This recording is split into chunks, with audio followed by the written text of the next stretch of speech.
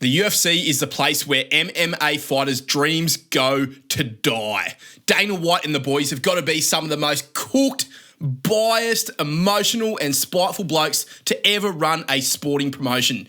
1 minute they're hyping you up like you're the second coming of Christ. Next minute you're on your ass, pushing a trolley full of your junk past the PFL officers while Dana slanders your name across social media. It's a dog-eat-dog world out there, that's for sure. And Arman Tsarukyan is the latest poor prick to cop the brunt of Dana's toddler tantrums. This interim lightweight title nonsense has left him hanging and got me thinking, who else has been completely shafted by the UFC machine? So today we're counting down 10 times the UFC completely screwed their fighters and absolutely did not give them a fair shake of the sauce bottle. I'll definitely miss some, and this list is cooked, subjective and biased, just like the UFC. So chuck your own takes in the comments and let me know if these blokes deserve what they got, because some of them absolutely did. All right, here we go. 10 times the UFC completely screwed its fighters. Let's punch on. Hamdi Abdel-Wahab. This guy was an Egyptian heavyweight. Look, he is. He's alive still. You've got to say that like he's no longer with us. But he was an Egyptian heavyweight prospect. I think he was a former silver medalist in the Olympics or gold medalist or something. A powerhouse wrestling type with a bit of hype that might be able to bring something different to the heavyweight division. His first UFC fight was against Don'Tale Mayes, which he won and then fucking popped for PED straight after and got it overturned to a no contest. And then he got slammed with a 2-year USADA suspension. So not a great start for old mate Hamdi.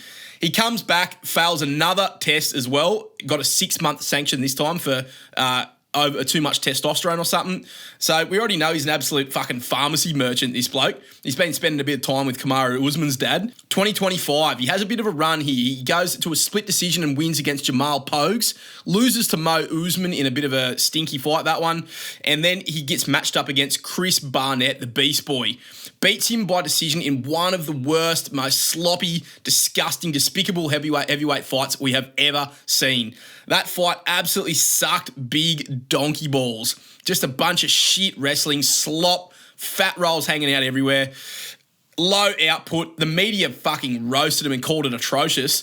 But Hamdi Abdel-Wahab got the win. And he wasn't really the biggest problem in that fight. He was trying to win. He was trying to hurt Chris Barnett. Chris Barnett, the fat fuck, just couldn't even get back up without having a bloody heart attack. So Hamdi gets the win by decision. It was a horrible fight. And then when his contract expires after that fight, the UFC just say, fuck you, mate. We're not having a bar of you and don't sign him. They also binned Chris Barnett off that same fight. So I don't know. This one, obviously, it's number 10. It's not the most egregious one in the world, but it's a bit cold of Dana to cut a guy off a win. But at the same time, he's a PED double dipper with boring shit fights. The UFC's not missing anything by not having Hamdi Abdel-Wahab. So he got fucking screwed by the UFC, but he did it to himself. Hamdi coming in at number 10. At number 9, we've got Biggie Boy Jairzinho Rozenstruik. This one hurt me a little bit, actually. This guy was a long-time top 10 heavyweight kind of contender in the mix there or thereabouts at heavyweight. He went 9-6 in the UFC, and he was on a 2-fight win streak before he gets his last fight in the UFC in Saudi Arabia. He fights Sergey Pavlovich in Saudi, which, to be honest, is a tough fight. Sergey Pavlovich is a tricky, out for anyone. But it was a super flat performance from both guys. It was low output, and the crowd fucking hated this one. Dana White went on record and called it horrible and said it was the only bad fight on the card, and he wasn't wrong. A few days later, the UFC cuts Biggie Boy outright, despite him still being inside the top 10 and having a few fights left as well. Meanwhile, there's plenty of heavyweights stinking up the joint every single day, but they stay employed forever. Anyway, Jairzinho, he gets cut for one bad night of fights. It was pretty shit, but I thought that one was pretty brutal. Bad luck, Biggie Boy. At number 8, we've got Muhammad Mokaev. Bit of an interesting one, this one. This guy, undefeated, still undefeated, was 7-0 inside the UFC. Future flyweight contender, title challenger. It was all kind of lining up for Mokaev. But he pissed off the UFC matchmakers and they hate him on record. They fucking hate this guy. Hate his style, his stupid bloody little take a knee and hope no one hurts me type of style. No finishes, no chaos, no KOs whatsoever. On top of that, he adds his little backstage beef with Manel Kape. He had some bloody bad relationships with staff at the UFC. The Manel Kape thing was pretty dog, to be honest. there was a dog shot, and then allegedly Makayev called for peace and, tried to get Manel Cap to take a photo with him for, like, solidarity with Muslim brothers or something. I don't know what it was, but then he fucking dog shots him and gets into a brawl, and the boys at the UFC did not like that one at all. He was on the last fight of his contract before that happens too, so he stepped in that one for sure. He won that fight. He didn't get the finish, though, and the UFC just goes, yeah, nah, and they don't re-sign this bloke. And I don't really blame him, to be honest. But he was undefeated in a division that desperately needs contenders. A lot of people had him flagged for the title, and they just cut him and kicked him off to the PFL and said, good luck, mate. So I remember Dana saying, like, the PFL is going to get a good prospect here. And that was pretty cold from Dana. Look, rumours are circulating now that he's going to make a comeback because flyweight is pretty dead, especially if Pantoja beats Joshua Van this weekend.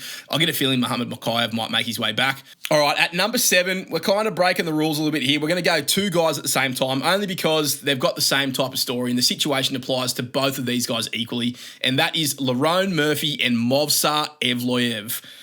Lerone Murphy, let's start with him. Undefeated, 17-0-1. He's got wins over heaps of good ranked guys. He took out Aaron Pico, who was supposedly some big, exciting guy.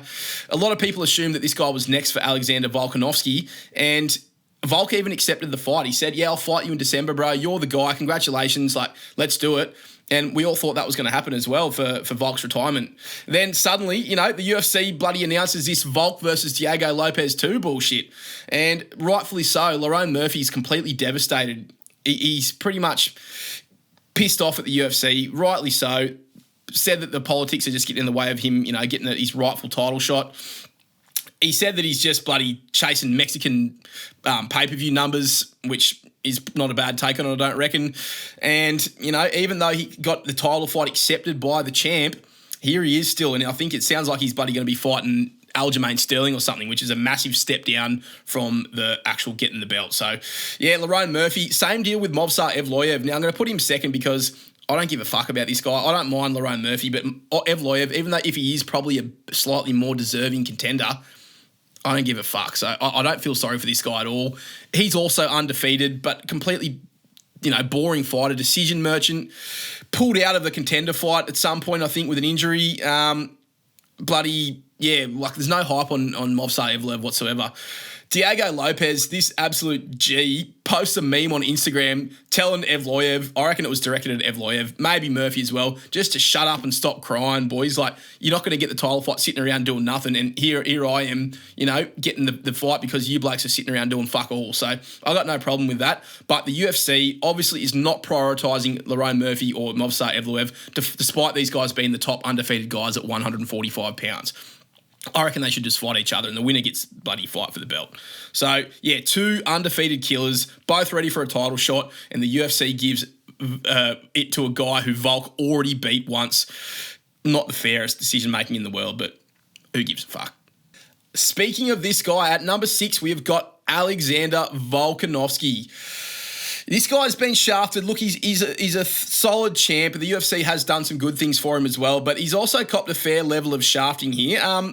Obviously, he's a featherweight goat. He went on his goated run and completely cleaned out his division. And then, his dream was to go up to lightweight and fight and become a double champ. And the UFC waited until bloody Islam, the fucking goat, was the champ before they let Volk have a go. Yeah, they did it in Australia, so that was a good one, a solid for Volk. But they book him against Islam in his prime, the absolute boogeyman. Volk does a sick job, raise a close fight, almost won. I reckon he did. I'm still raging about that fight. Anyway, Volk loses, absolutely gutting. Go watch me bloody UFC trauma list if you haven't. But then he steps up again at UFC 294, fights Islam on 11 days' notice or something, off the couch, saves the card after Charles Oliveira pulled out, gets KO'd with a head kick in round 1, fucking destroyed. 4 months later, jumps in there again to defend his featherweight title, go back down to featherweight and fights up-and-coming killer in Ilia Topuria, gets knocked out again in round 2. So he's already had a shocker there. That's not really the UFC's fault, but, the fact that they made him and, pressured and bullied him into turning around in 4 months to fight Topuria shows what they wanted to happen in that fight. Then we got this bloody UFC 325 bullshit. So We'll go back a little bit. Ilia Topuria vacates the belt and Volk actually gets the title fight against Lopez, but who's a fucking killer. And he probably didn't deserve a title fight at that point. Maybe he did, but yeah, tough matchup for Volk. He's outreached, outpowered, outdamaged, still manages to win because he's a fucking goat and he's him, but beats Diego Lopez. He thinks he's got that one behind him.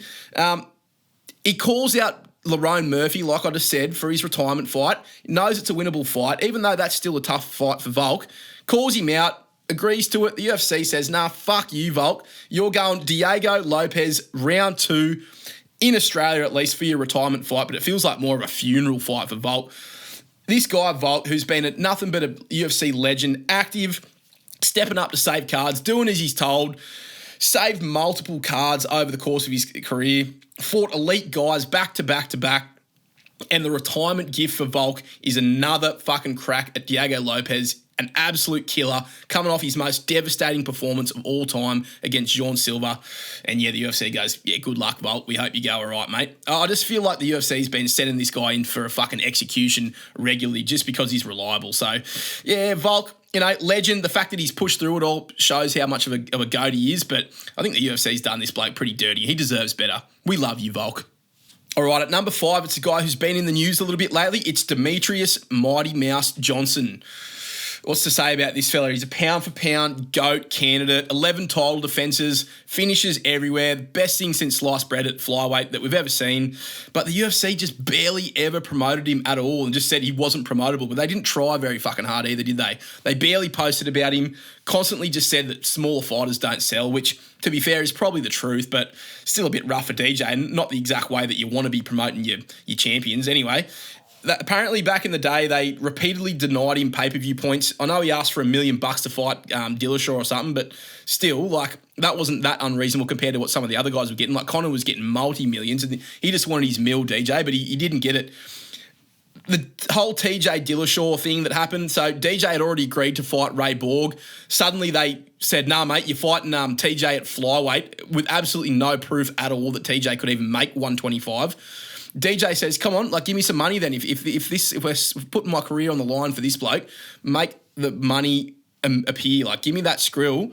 And Dana just goes, fuck you, I'm going to scrap the whole flyweight division if you don't fucking bow down to me. So Dana already had it out for him, even though he said, nobody's defended Demetrius Johnson like I have. Anyway, Dana went fucking scorched earth on this bloke, publicly buried him, called him a little bitch for not fighting TJ. And then, eventually Dana just goes, well, we've had enough of you, DJ. Trades him to one championship for Ben fucking Askren, which is not a very good trade. If I was a bloody kid in the schoolyard trading Pokemon cards, that'd be like trading a fucking Mewtwo for a Rattata or something. It was not a good trade. They traded him away. He's a living legend, and they just pissed him off just because they couldn't be bothered pushing him. And yeah, that just goes to show that Dana White does not give a fuck about flyweight and especially about Demetrius Johnson. At number 4, it's Tony El Kukui Ferguson. This guy was on a mad streak. He was the interim lightweight title holder in his prime. He gets injured while tripping on a cable during a UFC media interview or something, and the UFC fucking strips him anyway. The injury happened while he was doing UFC promo work, and they still stripped him and said, piss off, Tony. It's like bloody stacking it at work and trying to get on compo and the boss fucking sacking you instead and saying, nah, mate, bad luck, catch you later. What else happened to Tony? He got, repeatedly passed over for title shots. We never got to see the Khabib fight that all the fans wanted to see. There was management conflicts and whatever else happened with Tony. He did not get along with the UFC and they didn't push him very hard. He also had some complaints about medical treatment too. He said he didn't get medical help after he got hurt that some of the other fighters got and that he thought he deserved. So there's another bloody reason. What else? He had some crazy weight cuts on short notice, barely got supported by the UFC, constantly disrespected. It was a career that should have given us Khabib versus Tony, and instead he just got fucking chewed up and spat out by the UFC machine, given a whole bunch of nasty matchups and ended up going on a 7-fight skid to end his career, and then they pissed him off. So, yeah, that was just tragic, that one. The downfall of Tony Ferguson needs to be studied.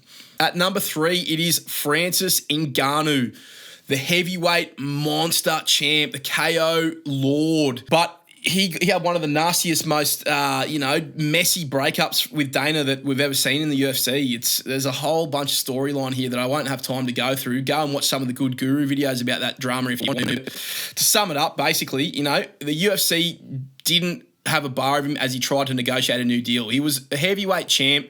He'd come back and knocked out Stipe Miocic. Dana went from promoting him as like hitting like a Ford Escort truck to just like, this guy's a fucking problem and a bitch. Like they tried to freeze him out. He tried to get a new deal in Ghana. All he wanted was fair pay, probably a bit of a boost in fighter pay. He wanted a clause in his contract where he could go and box as well, which would have been, no skin off Dana's back at all, but he didn't have a bar of it. And he just wanted some fighter healthcare too. He was working to try and get some equal rights, some increased rights for UFC fighters, which is not a bad thing overall. This is supposedly what happened anyway. There's a bit of a dark and stormy storyline happening here as well. But Dana and the UFC just went, fuck you, mate. If you're not going to completely bow down to our rules, you can get completely fucked. And that's pretty much what happened. So they froze him out. They didn't let him fight for ages.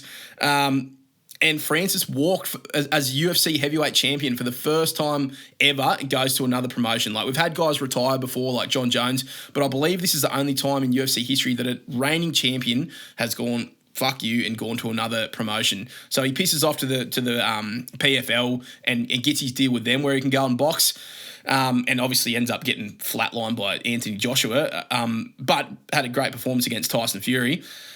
But after Francis left the UFC, Dana went on a full-blown smear campaign just saying he's scared of John Jones and that's why he left.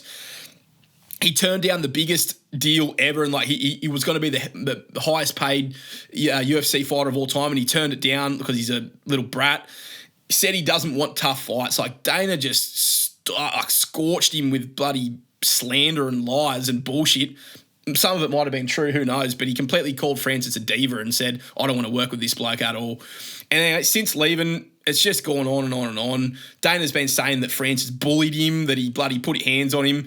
And yes, this just amounted in one of the messiest breakups in UFC history, and really the UFC's fumbling one of their biggest stars they could have ever had and kind of robbing us fans of some really sick fights. So yeah, Francis, top 3 epic shaftings the UFC has ever done. All right, coming in at number 2 is the reason I made this video, the one that inspired me, and that is Arman Tsarukyan. This guy has been completely shagged. And look, until the true reason comes out as to why the UFC fucking hates this guy, I'm going to put this as a Hall of Fame screw job from the UFC. So, he's a rising contender. Everything's going fine. He beats Charles Oliveira at UFC 300, becomes the clear number 1 contender, and the UFC offered him Islam within hours of that happening and gave him his title shot. Just for context, before on his walkout at UFC 300, Tsarukyan punched a guy in the crowd, and the Nevada State Athletic Commission gave him a 9-month ban and a $25,000 fine and like a mandatory PSA to say bullying is not good, which is an interesting line to come from a UFC fighter. But anyway, the guy who he punched up touched him though and kind of like started it. So that's just a little another factor there. Anyway, they still book him versus Islam, and then like a couple of nights before the fight, he pulls out with a back injury. Such a weird thing that's happened there. Like, who really knows? But there's a couple of rumors coming out lately that say he was on his way to missing weight. He was about to miss weight, and so he faked the injury. So, complete mystery, but I'm sure eventually that will come out and maybe this will make a bit more sense. Anyway, he comes back after a big layoff in 2025, just recently, and obliterates Dan Hooker in supposedly the number 1 contender fight. And I don't know if Dana himself said that, but it was heavily implied that if Arman won that, he was going to be right there fighting for the title. Him and Ilya were building up their beef, and it was looking pretty good for Arman.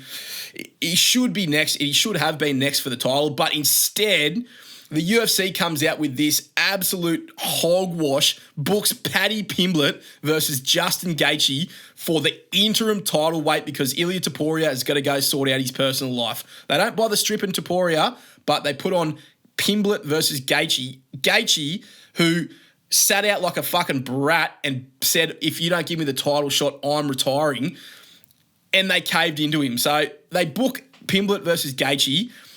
Not only have they booked that and frozen out Arman from the next title shot, Dana, objectively, outright says, the winner of Pimblett versus Gaethje is going to fight Topuria when he's back. So there's another fucking 8 or 9 months away from now when that fight's going to happen that Arman can't fight for the belt.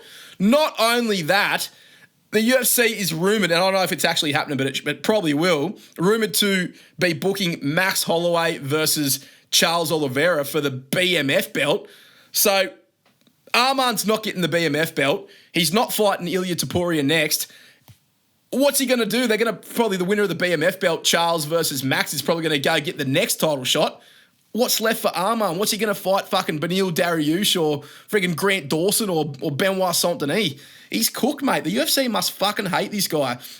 No title shot for him. No next title shot for him. Probably not no fucking title shot after that. Nobody left for him to fight. Maybe they do another fucking interim title fight. Who knows? But this guy's going to be stuck for at least another year. The only thing that probably is working in his favour is he only fights every fucking 2 years anyway. So maybe this is his plan the whole time and he's just looking forward to his holiday. But from the outside, from a fan perspective looking in, it looks like Arman Tsarukyan is being completely shagged by the UFC. And finally, coming in at number 1, in my opinion, the most disrespected UFC fighter in recent memory, it is bully Tom Aspinall. Poor Tom, man. This guy, he literally does everything right. He's respectful. He's active. He finishes guys within a minute. He's calling out John Jones in the most polite fucking way. Like, John, I'd love to fight you, mate. I just want to fight you. I want to see who's the best. The UFC instead of giving this bloody company man the fight, spend 2 fucking years protecting John Jones with this Stipe bloody bullshit, this legacy fight that not a single person actually asked for. And Tom Aspinall is left defending his interim belt. Yes, I said that correctly. Defending his interim belt. And it almost happened multiple times. It was only that MMA Guru and the boys bullied John Jones out into retirement that actually Tom got promoted to undisputed fucking champ. John Jones shagged Tom Aspinall, but I swear Dana was the one that really fucked him over. Anyway, so outside of those years of freezing his career and painting him out like he's the bad guy while John Jones is fucking molesting Hezbollah and traveling Thailand doing fuck knows what and getting up to all kinds of bloody shenanigans and debauchery, Tom Aspinall was just sitting there eating clean, bro, training, saying I'm ready. I love to fight him every single bloody time. And eventually, only after John fucking gets bullied into retirement, they book him against Cyril Gane, who, that's just disrespectful in itself, the fact that Cyril Gane gets the shot, because he's already had multiple shots. He got destroyed by John Jones. He didn't win the fight that got him the title shot against Alexander Volkov. That was a fucking robbery. And they still had the hide to give him the shot against Tom Aspinall. Anyway, it gets even worse. At that fight at UFC 321 or 322 or whatever it was, Cyril Gane beating him in round 1, 2 finger pokes Tom Aspinall so bad in the eye that apparently it fucking touched the back of his skull and ruptured his orbital and all this shit. Tom completely lost his vision, can't see a thing, and the refs are in the cage going like, come on, mate, like, you got to keep going, like, we need you to fight. And Tom's like, I can't fucking see, mate, I can't fucking see. And they're trying to get him to keep going, even though he's fucking legally blind. Anyway, it gets turned into a no contest. Dana comes out implying heavily that Tom quit and that he was faking it because he was losing the round in a 1 round, not that high output fight that Tom had a bit of blood on his nose. The whole UFC is saying like that fucking Tom Aspinall's a quitter and that he faked it, which is unbelievable. Meanwhile, Tom Aspinall is in the hospital literally getting scanned to see if he's going to be permanently blind, seeing double. Anyway, the UFC's like, nah, this guy's a fucking pain in the ass. Thankfully, Tom's come out with the medical records saying all this shit about how fucked his eye is and how close he was to going blind and how bad it could have been. And the UFC's still into this guy and roasting him. So here's Tom Aspinall's rewards for years of loyalty and being one of the most entertaining, best things to ever happen to the heavyweight division. No John Jones fight. Legacy delayed for multiple years, almost as bad as bloody McGregor-Chandler situation. An eye injury in his first title defense as an official heavyweight champion. And he gets publicly roasted and ridiculed by the fan base, by Dana, by the UFC. Man, free Tom Aspinall, bro. Put some respect on this guy's name. Yeah, this, to me, is one of the biggest, or is the biggest screw job in UFC history. The ratio of what he gave to what the UFC has given him back, it makes it undisputable. This is the most shagged a fighter has ever gotten by Dana White. Dana, can you at least take him out to dinner before you fuck him? So, Tom Aspinall, bro, I hope the shit turns around for you, mate, because you are a fucking man. Righto, boys, that'll just about do it for the list. That's the top 10 times that the UFC completely shafted their fighters, their assets, the guys who work for them, and they just fucking shaft them in the bum. Like, it's no good at all. The UFC needs to get this shit under control, or fighters are just going to go start flocking to PFL. So if you reckon I fucked this list up, which I 100% did, if you reckon I'm cooked, if you disagree, if you agree, anything you got to say about this vid, jump down there in the comments and chuck a like. Put it down in there. Tell me if you reckon Tom Aspinall has been done the dirtiest out of any fighter in UFC. If you can think of some good old ones, chuck them down in there as well. Like the vid. Hit me up on Instagram @PunchOnsMMA. More vids coming. Punch the fuck on!